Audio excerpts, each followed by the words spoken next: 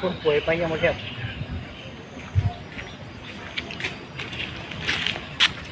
เนี่ยดูสิ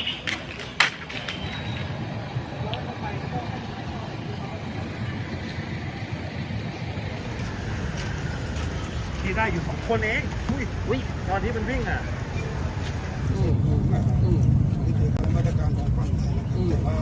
ถ้ามีอะไรที่ว่าผิดต่อไปเล็กอย่างน้อยก็เล่นด้วยชาหรือมีสิทธิ์ต่างๆព្រោះស្ពាននេះ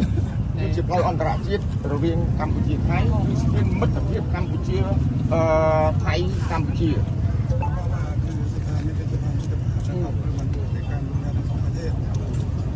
คือเราไม่ได้ปิดแต่ว่าเราควบคุมในเรื่องของเวลา